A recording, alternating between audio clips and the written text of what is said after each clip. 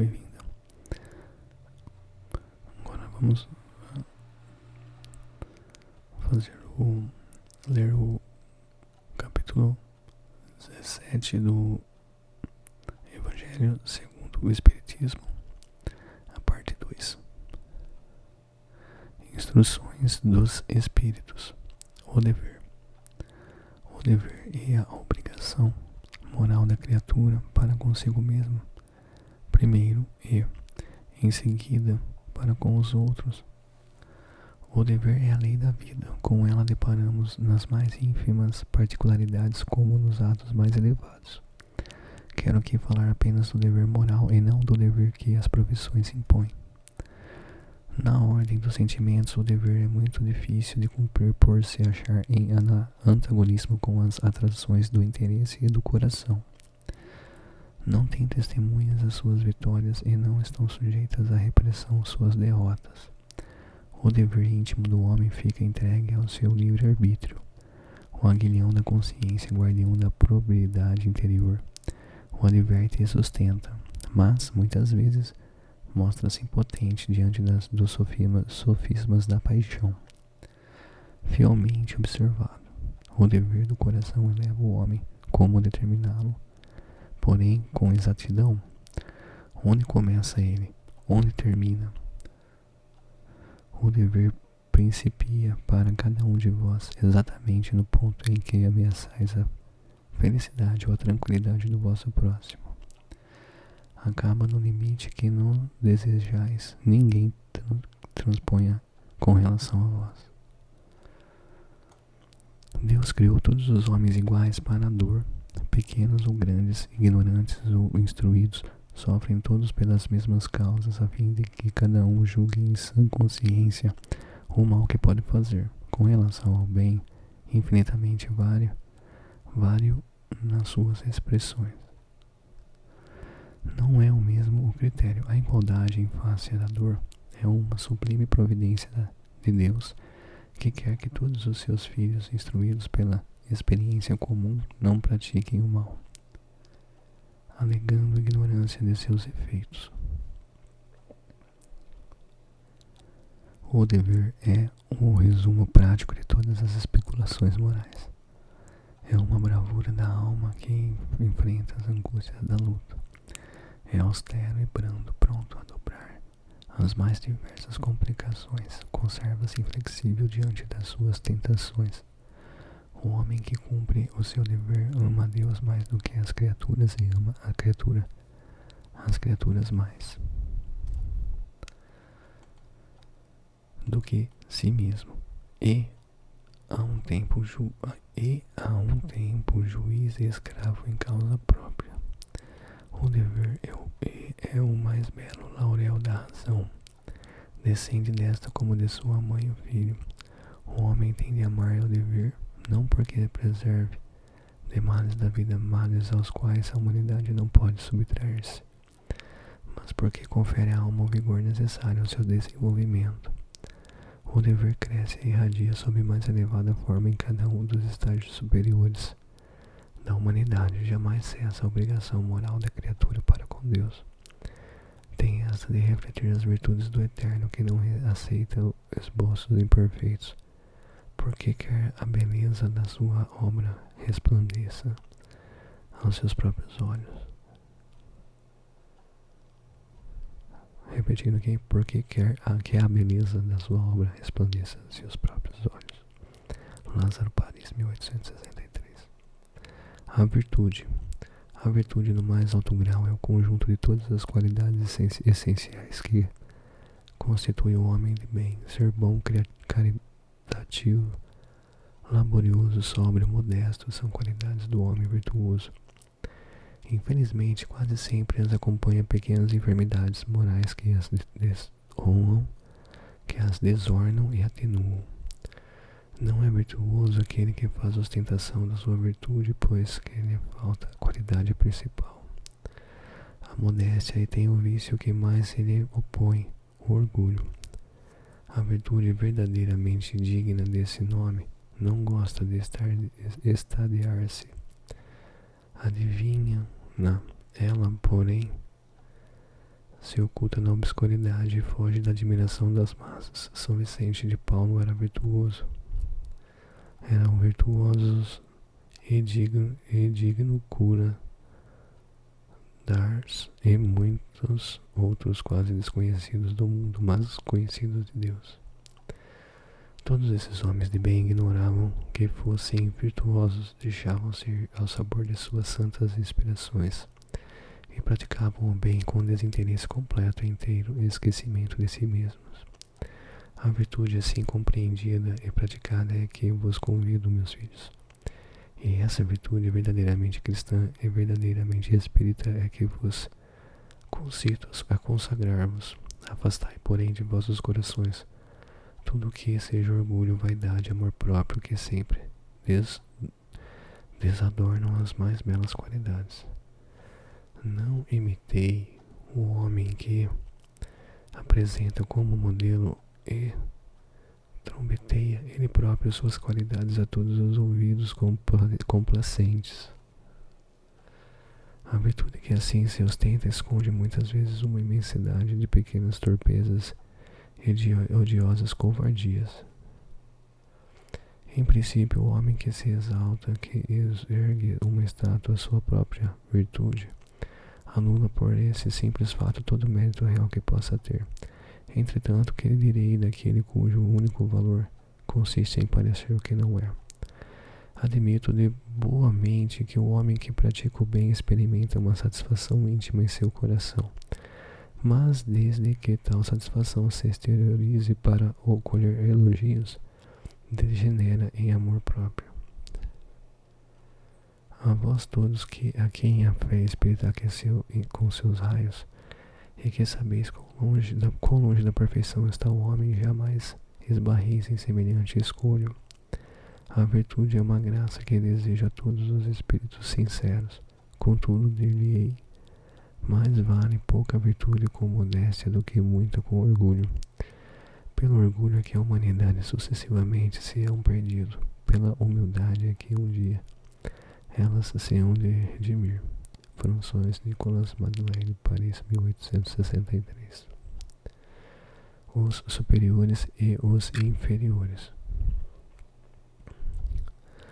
A autoridade, tanto quanto a riqueza, é uma delegação de que terá de prestar contas aquele que se ache dela investido. Não julgueis que lhe seja ela conferida para lhe proporcionar o bom prazer de mandar, nem conforme supõe a maioria dos potentados da terra, como um direito, uma propriedade. Deus, aliás, lhes prova constantemente que não é nem uma nem outra coisa, pois que deles a retira quando lhe apraz. Se fosse um privilégio inerente às suas personalidades, seria inalienável. A ninguém cabe dizer que uma coisa lhe pertence, quando lhe pode ser tirada sem seu consentimento. Deus confere autoridade a título de missão ou de prova quando entende e a retira quando julga conveniente. Quem quer que seja depositário da autoridade, seja qual for a sua extensão, desde a do Senhor sobre o seu servo até a do soberano sobre o seu povo, não se deve olvidar que tem almas a seu cargo, que responderá pela boa ou má diretriz que deu aos seus subordinados, e que sobre ele recairão as faltas que estes cometam, os vícios a que sejam arrastados em consequência desta diretriz, ou dos maus exemplos, do mesmo modo que colherá os frutos da solicitude em que empregar para os conduzir ao bem. Todo homem tem na terra uma missão, grande ou pequena, qualquer que ela seja, sempre lhe é dada para o bem. Falseá-la em seu princípio é, pois, falir ao seu desempenho. Assim como pergunta ao rico: que fizesse da riqueza que nas tuas mãos deveria ser um manancial e espalhar a fecundidade ao teu redor. Também Deus inquirirá daquele que disponha de alguma autoridade, que uso fizesse dessa autoridade, que males evitasse, que progresso facultaste. Se te dei subordinados, não foi para que os fizesses escravos da tua vontade, nem instrumentos dóceis aos teus caprichos ou à tua cupidez. Fez-te forte e confiei-te os que eram fracos, para que os amparasses e ajudasses a subir ao meu seio. O superior que se ache compenetrado das palavras do Cristo a nenhum despreza dos que lhe estejam submetidos, porque sabe que as distinções sociais não prevalecem às vistas de Deus. Ensina-lhe o Espiritismo que, se eles hoje lhe obedecem, talvez já lhe tenham dado ordens, ou poderão dar-lhe mais tarde, e que ele então será tratado conforme os haja tratado, quando sobre eles exercia autoridade. Mas, se o superior tem deveres a cumprir, o inferior do seu lado também os tem a não menos sagrados. Se for espírita, sua consciência ainda mais imperiosamente lhe dirá que não pode considerar-se dispensado de cumpri-los, nem mesmo quando o seu chefe deixe de dar cumprimento aos que lhe ocorrem, porquanto sabe muito bem não ser lícito retribuir ao mal com o mal, que as faltas de uns não justificam as de outrem. Se a sua posição lhe acarreta sofrimentos, reconhecerá que, sem dúvida, os mereceu, porque provavelmente abusou outrora da autoridade que tinha, cabendo-lhe, portanto, experimentar o seu turno, o que fizera sofressem os outros. Se se ver forçado a suportar essa posição, por não encontrar outra melhor, o Espiritismo lhe ensina a resignar-se, como constituindo isso uma prova para sua humildade, necessária ao seu adiantamento. Sua crença lhe orienta e conduta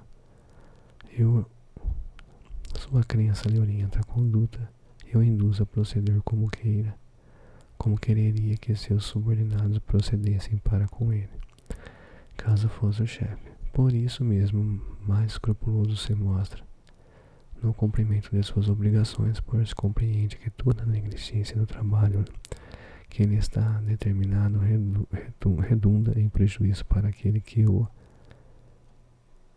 remunera e a quem deve ele o seu tempo e os seus esforços.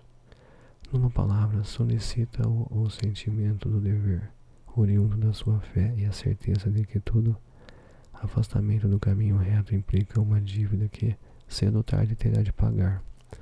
François Nicolas Madeleine, Cardeal Morlot, Paris, 1863. O homem no mundo.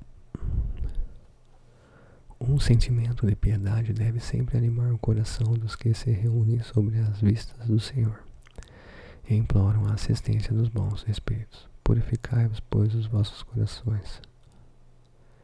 Não consintais que neles demore qualquer pensamento mundano ou fútil. Elevai vosso espírito àqueles por quem chamais, a fim de que, encontrando em vós as necessárias disposições, possam lançar em profusão a semente que é preciso germine em vossas almas de frutos de caridade e justiça. Não julgueis, todavia, que exortando-vos incessantemente a prece e a evocação mental, pretendamos vivais uma vida mística que vos conserve fora das leis da sociedade, onde estáis condenados a viver. Não, vivei com os homens da vossa época como devem viver os homens. Sacrificai a necessidade, mesmo as frivolidades do dia, mas sacrificai com o sentimento de pureza que as possa santificar. Sois chamados a estar em contato com espíritos de naturezas diferentes, de caracteres opostos. Não choqueis a nenhum daqueles com que estivestes. Sede joviais, sede ditosos, mas seja a vossa jovialidade a que provém de uma consciência limpa. Seja a vossa aventura a do herdeiro do céu que conta os dias que faltam para entrar na posse da sua herança. Não consiste a virtude em assumir de severo e lúgubre aspecto, em repelir-lhes os prazeres que as vossas condições humanas vos permitem. Basta reporteis todos os atos da vossa vida ao Criador que vos deu. Basta que, quando começardes ou acabardes uma obra, Ele vê o pensamento desse Criador de pensais no arroubos da alma, ou a sua proteção para que obtenha êxito, ou a sua bênção para ela, e se a concluístes.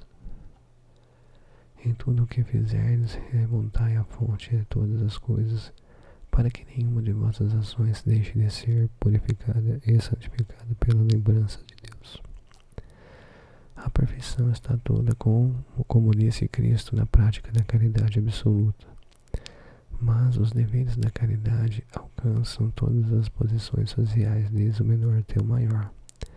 Nenhuma caridade teria a praticar o homem que vivesse insulado, unicamente no contato com os seus semelhantes. Nas lutas mais árduas é que ele encontra ensejo de praticá-la.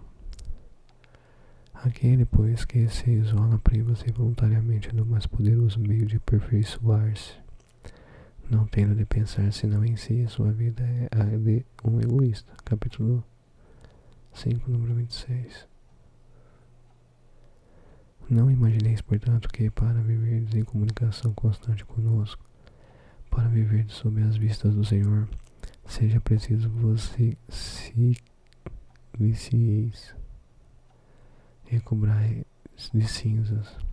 Não ainda uma vez vos dizemos, de todos sede segundo as necessidades da humanidade, mas que jamais na vossa felicidade entre um pensamento ou um ato que possa ofender ou fazer-se vele o semblante dos que vos amam e dirigem.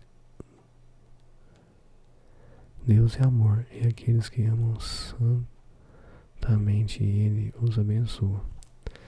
Um espírito protetor, Bordeaux 1863. E aqui termina o capítulo 17. Não, tem mais um pedaço.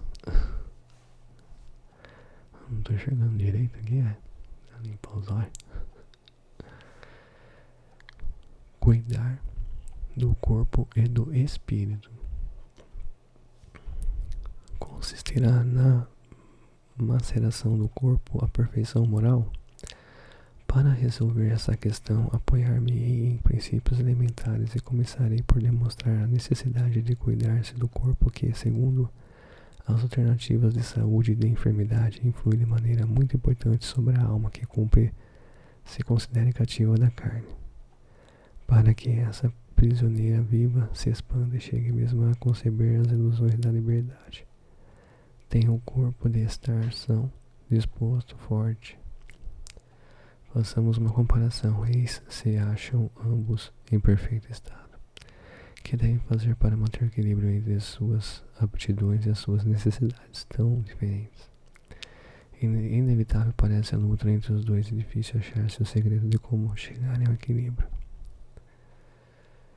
Dois sistemas se defrontam, os dos ascetas, que têm por base o aniquilamento do corpo, e os dos materialistas, que se baseiam no rebaixamento da alma. Duas violências quase tão insensatas, uma contra a outra. Ao lado desses dois grandes partidos, formiga a numerosa tribo dos indiferentes que, sem convicção e sem paixão, são mornos no amar e econômicos no gozar. Onde então a sabedoria? Onde então a ciência de viver? Em parte alguma, e o grande problema ficaria sem solução, se o espiritismo não viesse com o auxílio dos pesquisadores, mostrando-lhes as relações que existem entre o corpo e a alma, e dizendo-lhes que, por se acharem em dependência mútua, importa cuidar de ambos. Amais, pois, a vossa alma, porém cuidar igualmente do vosso corpo, instrumento daquela. Desatender às necessidades que a própria natureza indica é desatender a lei de Deus. Não castigueis o corpo pelas faltas que o vosso livre-arbítrio induziu a cometer e pelas quais é ele tão responsável quanto o cavalo mal dirigido pelos acidentes que causa. Sereis, porventura, mais perfeitos se, martirizando o corpo, não vos tornardes menos egoístas, nem menos orgulhosos e mais criativos para com o vosso próximo? Não, a perfeição não está nisso, está toda nas reformas porque fizestes passar o vosso espírito. Dobrai-o, submetei-o, humilhai-o, mortificai-o. Esse é o meio de tornar-se dócil à vontade de Deus e o único de alcançar a perfeição. Jorge, Espírito Protetor, Paris, 1863. E agora sim, aqui termina a segunda parte do capítulo 17 do Evangelho segundo o Espiritismo. Então, abrindo parênteses aqui, na última parte aqui ele fala sobre cuidar do corpo tanto quanto da alma, porque no corpo, quando você cuida bem, o corpo ele reflete na alma, na consciência. Eu percebo isso, eu pratico esportes, né? Eu corro, por exemplo, um dos esportes que eu pratico. Eu percebo que melhora bastante, melhora a harmonia do corpo. E aí isso aí ajuda a consciência a ter trabalhar melhor os pensamentos, os sentimentos, as emoções. E quando o corpo está mal cuidado, a consciência também não trabalha direito, porque fica meio que bloqueada. É como se bloqueasse, estivesse impedindo uma estrada, né? Tá cheio de pedras, você não consegue viajar direito nela. Então é isso, quando o corpo tá ruim. Mas aí também cuidar exageradamente pode acabar prejudicando, né? Tudo no equilíbrio. Mas olha, lendo esse livro aqui, eu vejo quanto é difícil o ser humano, quanto o ser humano tem pra... É quase impossível fazer o que tá aqui nesse livro. Pelo menos aqui na minha atual condição humana. Quase impossível. Porque daqui a umas 10, daqui a umas 100 encarnações, talvez, quem sabe. Mas, vamos seguindo. Então, eu encerro o capítulo 17, parte 2. Até uma próxima.